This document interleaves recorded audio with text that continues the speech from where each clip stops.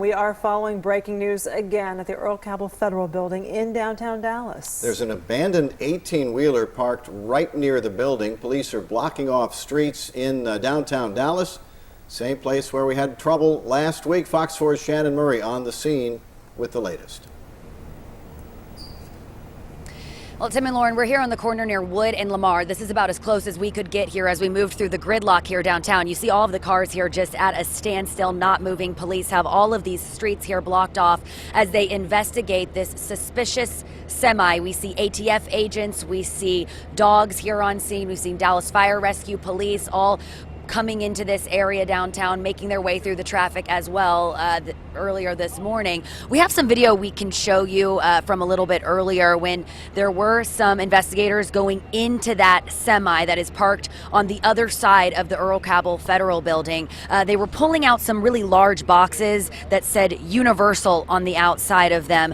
Right now, information very limited. Police not releasing too many details. We are expecting to receive an update here any minute, but they are still here on scene continuing to investigate and have not given us too many updates at this point. But we can tell you should avoid downtown right now because nearly every single street is blocked off and shut down to any incoming traffic as they continue working this scene here. We are again on the corner of Lamar and Wood, where police, fire, first responders all blocking this intersection. We understand that the abandoned semi is on the other side of the building right now. So we haven't been able to get a look from the ground from where we are because they're keeping us a little further back right now.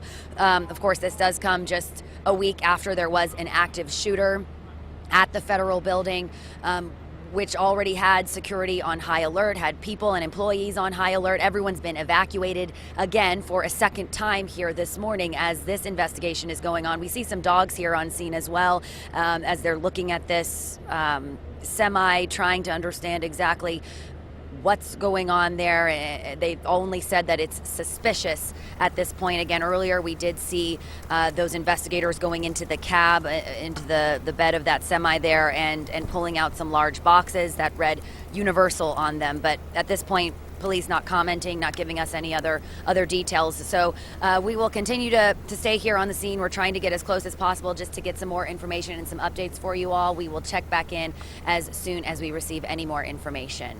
You know, Shana, it's kind of interesting because where we're looking at, as we're looking at the truck, there's like that double white line. So I'm not sure if that's like a loading, unloading zone anyway. But I mean, this was at 6:30 this morning when this was reported. So whoever's supposed to be with that truck hasn't been with it for quite some time now. Right, and police were saying it was abandoned there near that front entrance of the Earl Cabell Federal Building, so the opposite side of where we are right now. So they are calling it suspicious, which, you know, obviously there was something to give them reason to believe it was suspicious and worth closing off all of these streets, evacuating employees. You know, again, they're going to practice an abundance of caution because of what they experienced just a week ago with an active shooter on the campus. And we've talked to a lot of the employees and people who work near that building and, you know, just the community going to that building over the course of the last week to do their normal business. And everyone was a little concerned and feeling unsafe just about the situation. Very scary for a lot of people who were there at the time that there was an active shooter. So again, you know, people are already on alert. People already concerned about safety here in this area because of that.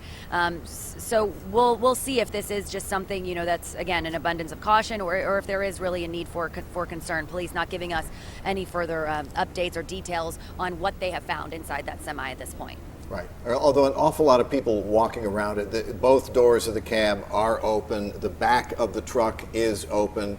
And as you indicated, they've had explosives trained dogs who've been in and around there. Well, we saw that one officer that was kind of looking through the boxes. So right. Obviously I don't think that anything's going to happen, you know, at least right there at the edge. Right. And we were not kidding, but the truck, as you can see, is right smack in the center of your screen. You can see the doors open at the very center of your screen. And just go down a little bit to the right, and there's a McDonald's that is across the street from the Federal Building.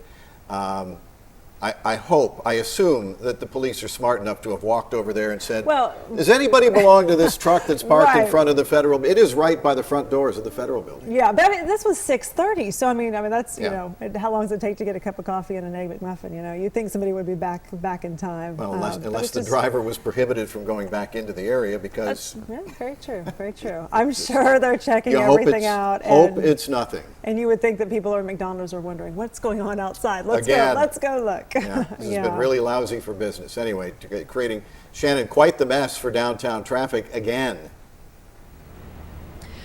Right, and even for us, you know, we were reporting earlier from the Crowley Courts building, and just trying to get into downtown took us a good 20-30 minutes because of the gridlock we were experiencing. No one was moving, even first responders trying to get through, trying to cut up onto the sidewalks and get around traffic because no one was able to move. Even, you know, we sat through several green lights many times. We do see police officers here who are working to move some cars through every now and then and trying to get people moving and getting people out of this area. But, you know, we do see people walking pretty calmly right now. There doesn't seem to be a sense of too much urgency or people, you know, feeling fearful right now. We see people moving calmly and again, traffic not moving anywhere. But for now, all of these streets are remaining blocked off. Police show no indication that they're going to start opening any of these streets. In fact, we see more police cars pulling in right here behind us right now, coming into this intersection here at Wood and Lamar Streets. So